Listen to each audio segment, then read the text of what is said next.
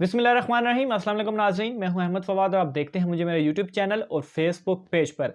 नाज़रीन, शहबाज शरीफ के हवाले से आप ख़बरें सुन चुके होंगे कि 8 हफ़्तों के लिए उन्हें इजाज़त दे दी गई है कि वो लंदन जो है वो जा सकते हैं। आज के इस व्लॉग में नाज़रीन आपके सामने कुछ चीज़ें जो है वो मैं पे रखूँगा, जिससे आपको ये मालूम होगा कि ये इजाज़त जो है ये आखिर ये क्यों दी गई। क्या नया खेल जो है वो अब शुरू हो चुका है और क्या एक नई डील जो है वो हो रही है। इस हवाले से कुछ ख़बरें भी हैं, कुछ हक़ाइक़ भी हैं, कुछ इंकशाफ़ात भी हैं, वो आज की इस व्लॉग में मैं आपके साथ शेयर करूँगा।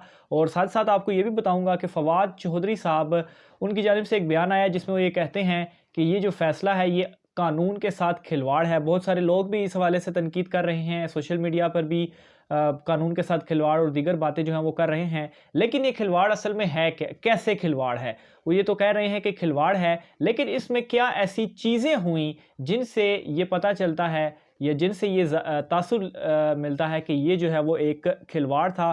कुछ तल्ख़ हक़ाइक़, कुछ हकीकतें जो है वो आज के इस व्लॉग में मैं आपके सामने रखूँगा और ये हक़ाइक़ जानने के बाद यकीनन आप भी जो है वो एक मरतबा चकरा जाएँगे कि आखिर ये हो क्या रहा है? आखिर ये मुल्क पाकिस्तान में जो है वो हो क्या रहा है? नाज़रीन, सबसे पहले तो मैं आपको बताऊँ कि शहबाज शरीफ साहब जो कि आज अदालत में पेश हुए, आज अदालत में पेश होने से कबल ही उन्होंने अपनी जो एक फ़्लाइट थी लंदन की, वो उससे बुक करवा चुके थे। सबसे पहली चीज़, अपनी जो फ़्लाइट थी वो करवा चुके थे। यानी कि 7 मई को, यानी कि आज उनकी जो है वो अदालत में पेशी थी और अदालत में जो उन्होंने एक दरख्वास्त दायर कर रखी थी, उस पर समाअत थी और उस पर समाअत होने से कबल ही वो क्या करते हैं, अपनी जो टिकट है, जो फ़्लाइट है, वो बुक करवाते हैं और बुक कब की करवाते हैं? अगले दिन, यानी कि 8 मई की। 7 मई को उनकी दरख्वास्त सुनी जानी थी और 8 मई को वो क्या करते हैं, उन्होंने रवाना होना था मुल्क से और ये तमाम चीज़ें वो पहले ही करवा चुके थे, फ़्लाइट अपनी वो बुक करवा चुके थे। अब इससे 2 तासुर मिलते हैं। एक तो ये कि शहबाज शरीफ साहब इतने एश्योर थे, उन्हें मालूम था कि उन्हें जो है वो इजाज़त मिलेगी ही मिलेगी, इसलिए 7 को दरख्वास्त पर समाअत होती है, 7 को ही दरख्वास्त पर फ़ैसला आता है और 8 तारीख़ को उनकी जो फ़्लाइट थी वो पहले से ही बुक होती है और कल जो है वो लंदन उन्होंने रवाना होता है। और इससे एक तासुर ये भी लिया जा सकता है कि ये जो है वो कोई किसी किस्म की डील का नतीजा थी या इस हवाले से पहले से ही जो है वो मामलात तय हो चुके थे। इसके अलावा आपको एक और चीज़ बताऊँ कि ये जो दरख्वास्त दायर की गई शहबाज शरीफ की जानिब से, ये जो है वो 1 दिन कबल दायर की गई, यानी कि कल। आज वज़ीर-ए-आज़म इमरान खान का सऊदी अरब का दौरा भी था, आज वो रवाना हो चुके हैं और उनके सऊदी अरब दौरे से 1 दिन कबल ही जो है वो ये दरख्वास्त दायर की जाती है शहबाज शरीफ की जानिब से कि उन्हें इजाज़त दी जाए, उनका ब्लैक लिस्ट से नाम निकाला जाए ताकि वो लंदन जा सकें। फ़्लाइट भी बुक होती है और आज जो है वो इस पर समाअत और फ़ैसला होता है और कल जो है वो उनका दौरा उन्होंने जो है वो शेड्यूल किया हुआ है और उन्होंने कल जो है वो रवाना हो जाना है लंदन में। अच्छा, ये तो होगी एक चीज़। दूसरी चीज़ आपके सामने मैं रखता हूँ नाज़रीन कि ये जो दरख्वास्त है, इस दरख्वास्त के ऊपर रजिस्ट्रार ऑफ़िस की जानिब से एतराज़ जो है वो दायर किया गया था। एतराज़ रजिस्ट्रार ऑफ़िस की जानिब से इस पर दायर किया गया, यानी कि एतराज़ जब होता है तो उस पर फिर ये हो सकता है कि दरख्वास्त, यानी कि उसका मतलब है कि ये मतलब है कि यहाँ पर समाअत इस पर नहीं हो सकती, तो इस वजह से ये एतराज़ होता है, तो वो जो है वो दरख्वास्त वापस कर दी जाती है और एतराज़ात को ख़त्म करने के बाद दोबारा दरख्वास्त जो है वो दायर की जाती है।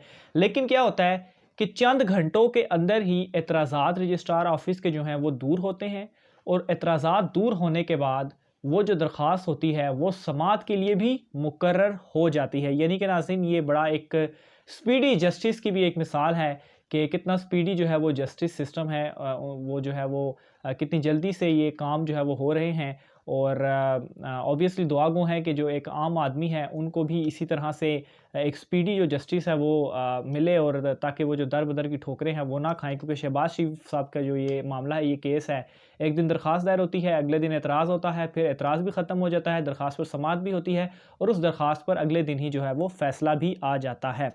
अच्छा, फिर उसके बाद तीसरी चीज़ ये है कि जाने की इजाज़त जो माँगी गई। अच्छा, ये इसमें कुछ जो चीज़ें हैं वो दलाइल में भी शामिल हैं, जो कि हुकूमती वकील थे, उनके दलाइल में भी इनमें से कुछ चीज़ें शामिल हैं, लेकिन बड़ी इंपॉर्टेंट हैं। अच्छा, तीसरी चीज़ जो मैं आपके सामने रखना चाह रहा हूँ कि जो जाने की इजाज़त माँगी गई शहबाज शरीफ की जानिब से, वो किसी हंगामी बुनियादों पर नहीं मांगी गई थी, तो वो तिब्बी बुनियादों पर, लेकिन तिब्बी में भी मेडिकल बुनियादों पर भी वो हंगामी नहीं थी, बल्कि रूटीन चेकअप के हवाले से वो दरख्वास्त थी। यानी कि उसमें कहीं ऐसा नहीं लिखा हुई थी चीज़ के आया बड़ी इमरजेंसी है, जिस तरह से नवाज शरीफ के केस में थी, बड़ा वो कहा गया कि प्लेटलेट्स ऊपर नीचे हो रहे हैं इसलिए जाने की इजाज़त दी जाए। लेकिन शहबाज शरीफ के केस में ऐसा नहीं कहा गया कि उन्हें इमरजेंसी है, बल्कि उनके मामला ये था कि रूटीन का जो चेकअप था वो करवाने के लिए उन्होंने जाना है। अब यहाँ पर इस चीज़ को मैं एक और चीज़ के साथ जोड़ता हूँ कि अगर रूटीन का चेकअप करवाना था, तो वो जो रूटीन का चेकअप है वो तो ऑनलाइन भी हो सकता है। उसमें ज़रूरी तो नहीं कि आप बाहर जाएँ, ऑनलाइन आप डॉक्टर्स के साथ कंसल्ट करके और उनसे अपना चेकअप करवा सकते हैं। फिर नाज़रीन, बरतानिया ने पाकिस्तान को रेड लिस्ट में शामिल किया है। रेड लिस्ट में क्यों शामिल किया? ऑब्वियसली जिस तरह से ये जो कोविड की सिचुएशन बनी हुई थी, इसकी वजह से बरतानिया ने पाकिस्तान को रेड लिस्ट में शामिल किया और उसकी वजह से पाकिस्तान से जो भी मतलब वहाँ पर लोग जाएँगे, वो सिर्फ़ ज़रूरी बुनियादों पर जो है वो वहाँ पर जा सकते हैं। उन्होंने कहा कि ज़रूरी सफ़र जो है उसकी सिर्फ़ इजाज़त होगी। अगर ये रूटीन का चेकअप था, रूटीन के जो कि कहा भी गया इमरजेंसी नहीं थी, तो फिर जो ये सफ़र कर रहे हैं, ऐसी क्या जो मतलब है कि उन्होंने वो उज़र पेश किया कि एक ज़रूरी सफ़र की उन्हें जो है वो इजाज़त मिल गई और अदालत की जानिब से भी उन्हें जो है वो बाहर जाने की इजाज़त जो है वो दे दी गई। फिर इसके अलावा नाज़रीन, उनका नाम खैर ईसीएल से तो हटा दिया गया था, लेकिन ये ब्लैक लिस्ट में उनका नाम जो है वो शामिल हुआ था। फिर अब खैर वहाँ से भी उन्हें जो है वो इजाज़त मिल गई। लेकिन ये नाज़रीन रूटीन का उनका एक चेकअप था और रूटीन के चेकअप के लिए वो जो है वो बाहर गए हैं और उन्हें इजाज़त दी गई। कोई इमरजेंसी जो है वो इसमें नहीं थी। और फिर आपको मैंने बताया कि किस तरह से बरतानिया ने भी जो है वो पाबंदियाँ, सफ़री पाबंदी जो है वो पाकिस्तान पर लगाई हुई हैं। अब नाज़रीन, एक और चीज़ मैं आपको रखता हूँ कि चौथी चीज़, नवाज़ शरीफ का जो केस था, जो ज़मानत नवाज़ शरीफ को दी गई और वो बाहर गए, उसमें जो ज़मानती थे वो शहबाज शरीफ साहब बने थे। और शहबाज शरीफ ने ये कहा था, उसमें जो एक हल्फ़ होता है या जो भी वो चीज़ होती है, उसमें ये कहा था कि नवाज़ शरीफ साहब जो हैं वो जाएँगे और जाने के बाद नवाज़ शरीफ साहब जो है वो वापस आ जाएँगे। लेकिन वो आज तक नवाज़ शरीफ साहब जो हैं वो वापस नहीं आए। इसलिए अब ये भी एक रीज़न है कि शहबाज शरीफ साहब जो कि ज़मानती थे और उन्हें ख़ुद कहा कि उन्हें इजाज़त दी जाए और वो वापस नहीं आए, और आज जो है ये अपने लिए ये कह रहे हैं कि इन्हें भी अब इजाज़त दे देनी चाहिए। हालाँकि इनकी ज़मानत पर जिस बंदे को जाने दिया गया, वो बंदा आज तक जो है वो वापस नहीं आया। तो इस हवाले से भी इनके कंडक्ट को जो है वो देखने की ज़रूरत है। अच्छा, अब आखिर में नाज़रीन इस वीडियो के मैं आपके सामने जो जस्टिस साहब हैं, जो जज साहब हैं इस केस में, जिन्होंने ये इजाज़त दी, उनके कुछ जो रिमार्क्स हैं वो मैं आपके जो है वो सामने रखता हूँ। ये केस हेयरिंग के दौरान ही जो है वो उन्होंने ये चीज़ें जो अपने जो रिमार्क्स थे वो दिए। उन्होंने बेसिकली हुकूमती वकील से जो है वो जब वो दलाइल दे रहे थे तो उनसे ये सवाल पूछे थे, और ये रिमार्क्स रखने के बाद, ये सवालात आपके सामने रखने के बाद, इससे आप जो कुछ समझना चाहते हैं वो आप समझ सकते हैं। और इन सवालात का जो जवाब है वो आप मुझे, जो भी आप इससे समझे हैं, मुझे मैं जो कमेंट बॉक्स है उसमें जो है वो लाज़मी जो है वो उसका इज़हार कीजिएगा। मुझे इंतज़ार भी रहेगा इस हवाले से। वो रिमार्क्स में सामने रखता हूँ। तो जज साहब ये सवाल उठाते हैं कि ये बताएं कि जो शख्स अपोजिशन लीडर है, 2 मरतबा सीएम भी रह चुका है, इसका कॉन्डक्ट भी ऐसा है कि 2 मरतबा वो बाहर जा चुके हैं और वापस भी आ चुके हैं, तो आपको ऐसा क्यों लगता है कि ये इस बार जब बाहर जाएंगे तो वापस नहीं आएंगे?